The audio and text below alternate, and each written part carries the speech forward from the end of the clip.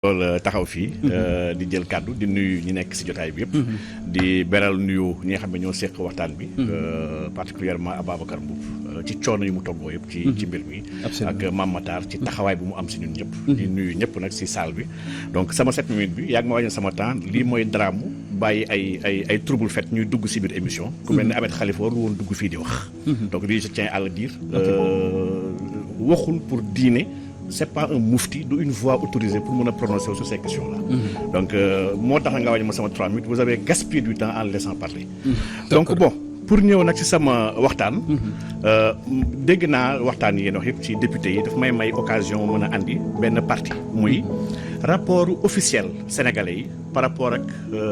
l'agenda LGBT wala boog par rapport ak góor jigéen yi. bëggoon naa su ma amoon temps bu gudd wax ci pouvoir exécutif pouvoir législatif ak pouvoir judiciaire donc dama koy gàttal kon bàyyi pouvoir judiciaire bi nga xam ne peut-être mooy pouvoir bu gën a dangereux sax ci nu góor jigéen jëfanteeg suñu juge yu gën a mag yi mais damay focaliser aussi ñaari pouvoir muy le pouvoir législatif ak l'exécutif exécutif bi moom sama position daf ci yàgg leer nee naa la suñu gouvernement bi Sénégal dafa am ay góor jigéen yoo xam ne ay ministre lañ ah bon yu bëri ci biir gouvernement sous Abdou Diouf on disait que genn wàll gouvernement bi ay góor jigéen la ñu woon. jamono Abdou Diouf jamono Macky Sall plus de la moitié ay góor jigéen la ñu. lii moom je le soutiens dama ci am ay preuves. professeur affirmation bu garaaw la. fàtteku leen mars. 2004. ok góor jigéen yooyu bëggoon dem def marche fële ca Louga pour jàppale Maniang Kassé bu ñu bëggoon a àttee. jamono boobu président Macky Sall mooy ko ministre de l'intérieur moom moo ci xëpp ndox bu sedd ba pare woo leen convoqué leen. ba góor jigéen yi jógee ci moom dañoo ne moom Macky Sall seen nit la ñoom ñoo far. ñu leen maanaam li si ñun la bokk. ok il faut tam ñuy wax yi correctement. Macky nekk premier ministre góor jigéen ñi dem ndokkeel ko primature li xew na fii Sénégal bu ñu ko fàtte. Macky di laaj nguur gi 2012 góor jigéen yu gën a mag yu ñu xam France ñoom Jack Lang ñoom Bertrand Delanoë déplacé wu ñëw pour jàppale Macky Sall ne ñoom ñoo far ñoo bokk mbuus. Macky Sall bu nekkee président ki mu njëkk jël décision daf koy décorer ba ordre national du mérite. Il s'appelle Bertrand Delanoë góor jigéen la mu nekkoon maire Paris. bu marié assumé mariage am. ba ko Macky bëggee honoré avril daf ko dee dencal ma ko ba décembre ci date bu symbolique. ci 10 décembre. laa bëgg nga jox ma sama décoration parce que date boobu date bu ñu intéressé la góor jigéen yi. Macky defal ko par décret 10 décembre 2012 mu décoré Bertrand Delanoë qui n'a jamais rendu de service au Sénégal et qui est homosexuel par-dessus tout. mu décoré ko ci ordre national du Lion du Mérite ak nangam yi donc kon taxawaay Macky Sall ci góor jigéen moom. tey naa ci rus ngeen ñu toog fii ma tax du ma ci dugg bu baax a baax mais moom. journaliste yi bëgg naa sa 31 sànni laaj ko moom lan la séq ak góor jigéen ñi man loolu dama koy laaj solennellement fii waa Sénégal déglu naa député bu dugg léegi génn muy Wilane di wax ne président Macky Sall taxawaay bu ci am kenn mus ko ci am. moom li muy wax ni ay layam la c'est que tappale gi Sénégal dafa bëri tappale. dañu war a bàyyi naxasaale te wax dëgg te yàlla tax. donc man bu ma gisee sax yenn nit yi sax commencé dugg ci biir projet bi sax sama xel dafa commencé tey waaye dinaa ci ko dem mandu di leen may ngànt fii ba bés bu ñuy yegg ci vote bi. ndax lii yëpp aujourd'hui naxasaale kese la waaye egguñ ci vote bi pour ñëw nag man ci député yi nag dafa am waas lu am solo yoo xam ne foog ñu leeral ko. dafa am lu ñuy woowee PGA. PGA mooy Parliamentarians for Global Action. PGA ñu ko créé en 1978. PGA boobu ay député kese ci mën a bokk. député kese laa xam ne ci mën a bokk. ba ñu koy doog créé ñu ko tuddaloon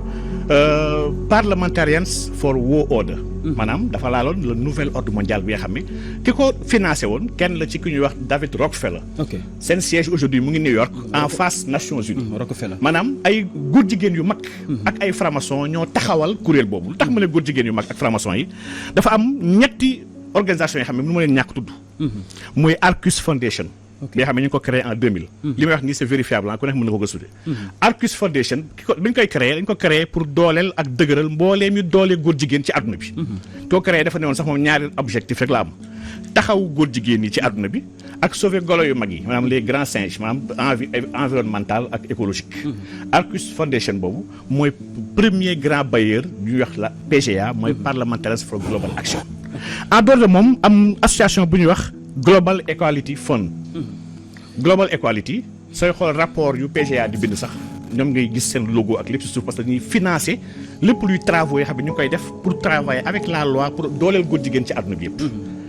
The Secret Housing Trust bi xam ne ñu ko créé en 1995 moom tamit organisation bi xam ne nëbbatul ci àdduna bi. ci wàllu góor jigéen kese lay dox. maanaam ñii ñooy bailleurs yu mag yi xam ne ñooy financer PGA lu tax may wax ci PGA bi mu amal ma solo trop PGA dañooy wax ne ñoom seen objectif lii la. je les cite. nga leeral PGA aussi. PGA Parliamentarians for Global Action. ñu wax ne mettre en contact. seen rôle ñoom mooy mettre en contact, inspirer et habiliter les parlementaires dans le monde entier pour ñu protéger, garantir et promouvoir les droits des personnes vulnérables, notamment les filles et les personnes LGBTI. li ñu bind ñoom lii mooy seen moo leen tax a jóg ñoom nag 4 programmes la ñu am pour bokk ci foog nga nekk député ci benn dëkk ci àdduna bi ba pare foog nga nangu ni programme bi naa ci dox kon képp ku ci bokk kon yaa ngi dox ci programme yi 4 programmes la PGA am bi si njëkk mooy droit international et droit de l'homme dañoo am benn agenda bu rëy loolu sëñ Babacar ñëw na si du ma si ñëwaat ci wala mooy droit de l'homme ak la mooy évolution droit de l'homme dans le monde par rapport ak li ñu waxoon 48 ak li ñu wax avec les nouveaux droits droit de l'homme léegi lu leer la ci àdduna bi au-delà des droits de l'homme mu am deuxième rubrique bi nga xam ne lu ñuy woowee ñoom genre équité et inclusivité maanaam inclusion genre équité inclusion lii lu am solo li nga xam ne lu ñuy woowee le SOGI mooy the sexual orientation and the gender identity maanaam orientation sexuelle et identité genre lii dafa am solo trop Babacar mu koy wax léegi ci 2017 dañu koy dugal ci suñu arsenal juridique te lu doy waar li nga xam ne war nañu ci ñëwaat bu baax lii mooy ñaareelu point bi nga xam ne ñoom ñëpp dañu ko partage dañu koy dëggal di ko dëgëral di ko dooleel ñetteel ba muy wàllu paix et sécurité internationale ñeenteel ba muy un renouveau démocratique maanaam 4 yi kese kon ñoom mooy seen ay objectifs dans le monde may wax ne PGA boobu am nañu 1107 membres dans le monde actuellement yoo xam ne ñoom ñëpp ay député la ñu nekk si ay dëkk 131 parlements dont le Sénégal fait partie maanaam Sénégal ñun am nañu 13 députés sénégalais yu bokk ci PGA yuy ànd ci liggéey PGA yi yu bokk ci agenda PGA te ñun Sénégal leeraluñ ñu ko te waxuñ ñu ko lu tax ma ne dafa am solo te dafa grave trop ñu war ko bàyyi xel 38e forum bu PGA bi ñu def en 2016 ñu ko organisé fii Sénégal c'était le 9 et le 10 décembre 2016 ci PGA boobu ñu doon sargal Moustapha Niasse dañ ko jox raaye bu nganda nganda muy seen distinction bu gën a nganda wii fii au Sénégal donc kon bëgg naa ko ñu taxaw seetlu ñun laaj suñu député yi yenn député ñoo bokk PGA parce que man laaj naa leen man bind naa waa PGA bind naa Cederfelt mooy seen présidente c'est une suédoise députée suédoise bind naa ko bind naa la commission bi xam ne moo géré ñu wax le SOGI bind naa seen comité exécutif le forum bind naa assemblée nationale Sénégal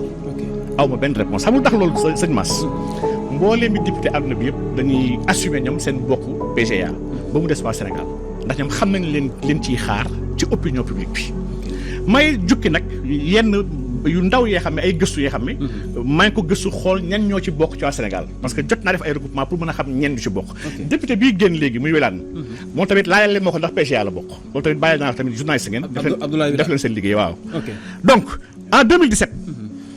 le PGA tënk benn téere bu am solo tuddee ko avancement des droits de l'homme et l'inclusion des personnes LGBTI un manuel pour les parlementaires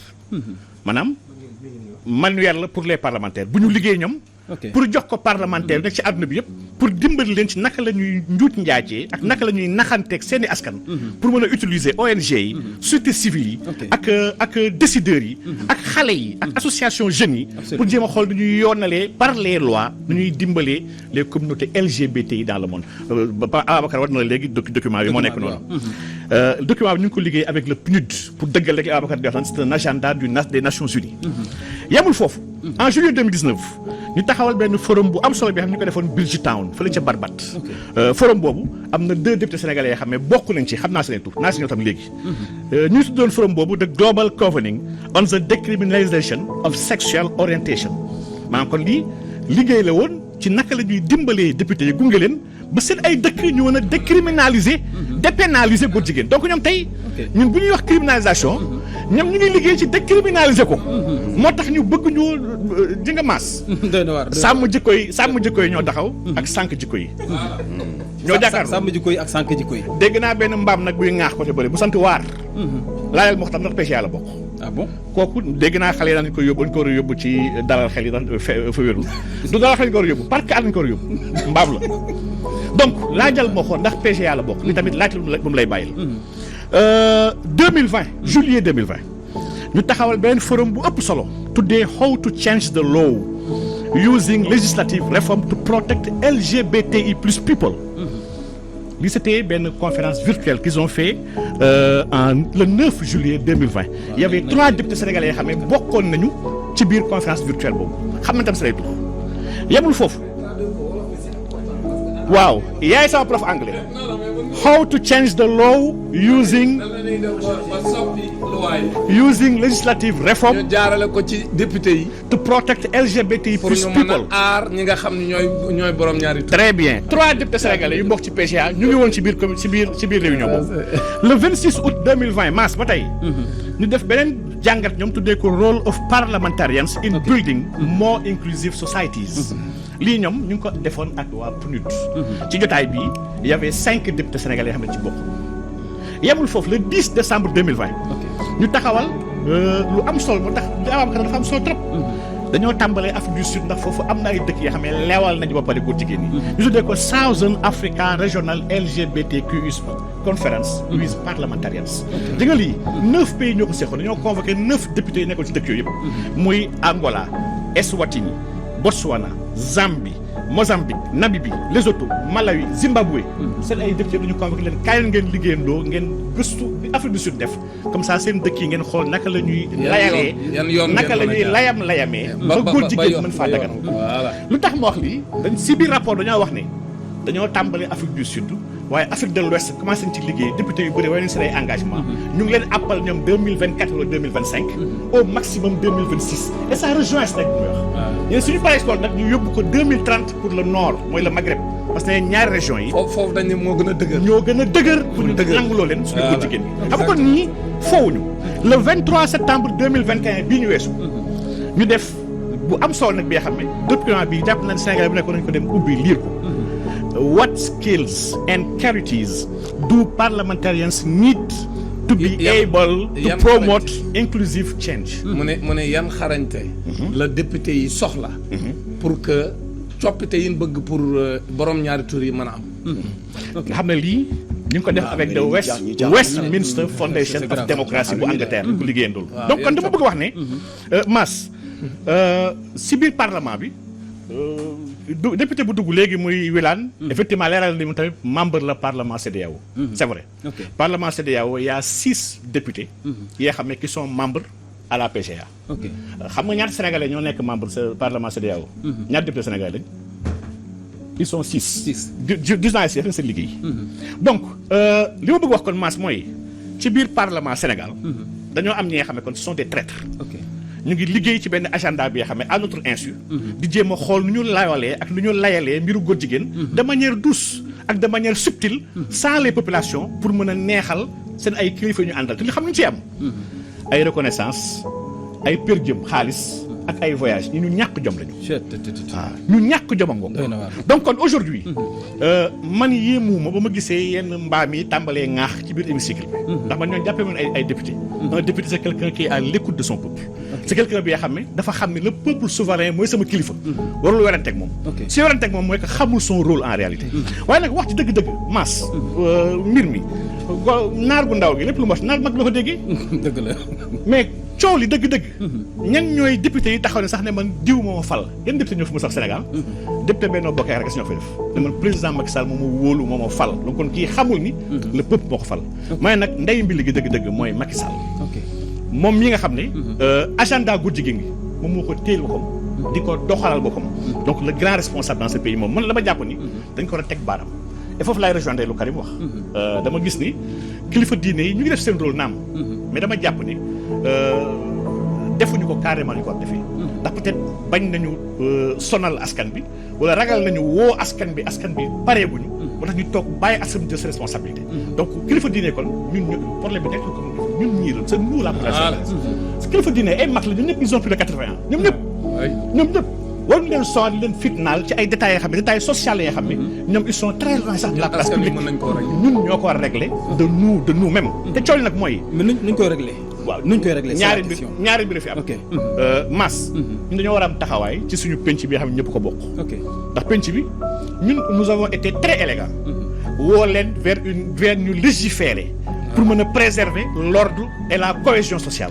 bëgguñu àttal suñu bopp ndax xam nañ ni dañoo am ñu bëri ñoo xam ne kaasu Karim yi la.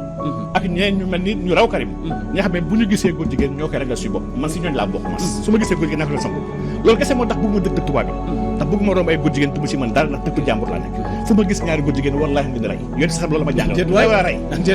léegi nag coow li mooy bu ñu bañee ma nekk di rayee ci mbedd bi ñoom ñoo war a dimbali ñoom ñoo war a voter la loi pour permettre pour jàmm am société bi nekk si jàmm muy benn waaye ñaar maas lii on est dans une session bi nga xam ne session bi juin lay jeex fii ba juin bu ñu defee du dilatoire ak du layam-layam bi duñu fontoo mais maas dañoo war a demal suñu bopp voter suñu bopp askan bi il faut ñu jël en compte xam ne ji nga société civile bi ak kilifa diine yi tarixa yi ak activistes yi maanaam kilifa yi dañoo jot ñoom ñu jël seen responsabilité am liste dem ci assemblée ba votel ko seen bopp ndax wokkal ma kat nga wokkal ko sa bopp moo ko dàq donc mbir mi maas fi may daanelee te xam naa ne temps bi mayu ma ko pour mën dugg si appareil judiciaire bi ak nu fa góor jigéen di def ci biir suñu président de cour tribunaux yi waaye li ma bëgg wax rek mooy aujourd'hui ñun sàggan nañu ba suñu appareil d'état maanaam suñu exécutif Sénégal palais beeg lépp bëri ay nit yoo xam ne ay lobby góor jigéen ñoo leen nommé fii ci biir Sénégal loolu c'est un fait xam bu ñu demee ba Mame Matar dafa si liggéey bi am solo ñaata association fi nekk jot ay kayit ci ministère de l'intérieur yi nga xam ne dépassé un régime Macky Sall donc le Sénégal est dans l'agenda lii moom koy weddi sax je suis un peu nuancé ja xaw a kii sénégalais yi lay seetaan bu ñu déggee nga ne askan wi ñoo ko mën a régler mais comment askan wi mën a régler problème boo xamante ne tey jii. mais pourtant wax na ko mas. mais nga baal ma foofu parce que xam mën naa xam mais askan wi laa bëgg ñu xam voilà maanaam foofu nga ne askan wi mën nañu koo fajal seen bopp comment nañu koo fajalee seen bopp. mas ci kaw la ñoo xamante ne tey jii ñooy voté loi yi ñoo jiiti mbir yi. li Mame Matar wax déjà benn point la. mais man ragal naa ni saay-saay yi nekk ci biir assemblée bi dañu nangu loi bi jaar lecture ba ñu koy jëm a voté. ndax assemblée ba am na ay góor jigéen. donc kon am na ay góor jigéen nag góor jigéen du ñu bëgg ñu wax ci góor jigéen yi te am na tamit ñuy lekk xaalisu góor jigéen yi ci biir assemblée bi donc kon cooli mooy Mame Matar li mu wax dafa am solo ñu dem réfléchir ci recensement bopp pour xool ñan ñoo ànd ak ñan ñoo àndul muy benn ñaareel ba il faut ñu jël une justice populaire yéen daam xam nga la Karim il faut ñu jël justice populaire maanaam ñun le peuple nous sommes souverains masse assemblée suñuy constitution dafa wax ne le peuple moo yor la souveraineté qui l'exerce par le biais de ses représentants nit ki nag soo ko yónnee mu bañ a def sañ ngaa defal sa bopp et loolu foofu dama fay andi benn parenthèse peut-être laay daanelee dafa ñaaw sax débat bi nga xam ne aujourd'hui ay parlementaires ñoo ko entretenir si wàll gi xam lu tax mu ñaaw